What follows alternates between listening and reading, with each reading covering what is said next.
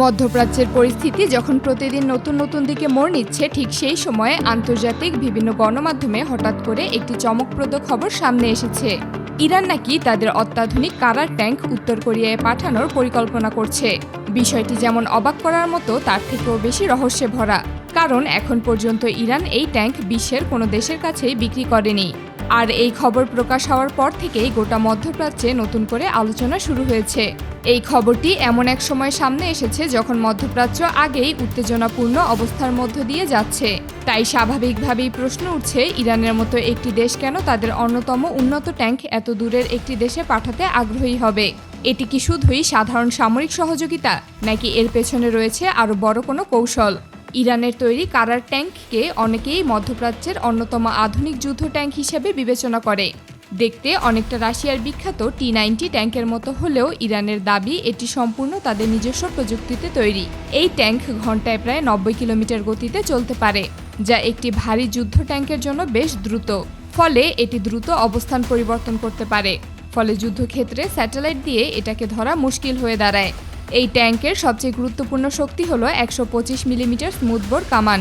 এটি এতটাই উন্নত যে 16 কিলোমিটার দূরের লক্ষ্যবস্তুকেও নির্ভুলভাবে আঘাত করতে পারে।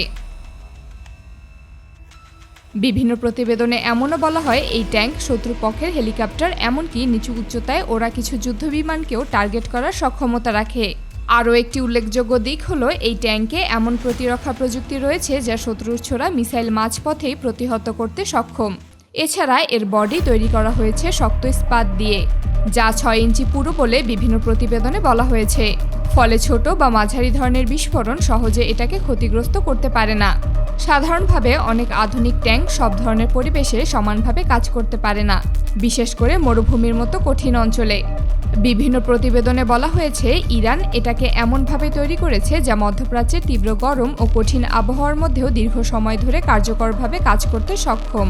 এছাড়াও এই ট্যাঙ্কে নাইট ভিশন ও থার্মাল সেন্সরের মতো প্রযুক্তি রয়েছে। ফলে রাতের অন্ধকারেও এটি সহজে শত্রুকে শনাক্ত করতে পারে এবং নির্ভুলভাবে আঘাত হানতে পারে। এখন প্রশ্ন হলো, ইরান যদি সত্যি এই ট্যাঙ্ক উত্তর কোরিয়ায় পাঠাতে চায়, তাহলে এর পেছনে কারণ কি হতে পারে? বিশেষজ্ঞদের মতে, উত্তর কোরিয়ার কাছে উন্নত ক্ষেপণাস্ত্র যেমন হাইপারসনিক মিসাইল, ব্যালিস্টিক মিসাইল, আধুনিক ড্রোন প্রযুক্তি থাকলেও তাদের ট্যাঙ্ক প্রযুক্তি তুলনামূলকভাবে অনেক পুরনো। ফলে স্থল যুদ্ধে তারা কিছুটা পিছিয়ে রয়েছে। এই জায়গায় ইরানের কারার ট্যাঙ্ক তাদের জন্য গুরুত্বপূর্ণ ভূমিকা রাখতে পারে। এছাড়া ধারণা করা হয়, ইরান ও উত্তর কোরিয়ার মধ্যে বহুদিনের সামরিক সম্পর্ক রয়েছে।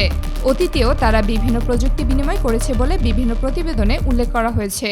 কিছু প্রতিবেদনে বলা হয়, কয়েক মাস আগেই ইরান তাদের একটি আধুনিক সাবমেরিন প্রযুক্তি উত্তর কোরিয়ার সাথে ভাগাভাগি করেছে। যদিও এসব তথ্য এখনো আনুষ্ঠানিকভাবে নিশ্চিত করা হয়নি। যদি এই ট্যাঙ্ক সরবরাহের খবর সত্য প্রমাণিত হয়, তাহলে এটি শুধু একটি সাধারণ সামরিক চুক্তি হবে না, বরং একটি বড় কৌশলগত বার্তা হিসেবেও বিবেচিত হবে। তবে গুরুত্বপূর্ণ বিষয় হলো, এখন পর্যন্ত এই পুরো বিষয়টি নিয়ে কোনো নির্ভরযোগ্য প্রমাণ পাওয়া যায়নি। তবুও মধ্যপ্রাচ্য জুড়ে এটি নিয়ে ব্যাপক আলোচনা চলছে।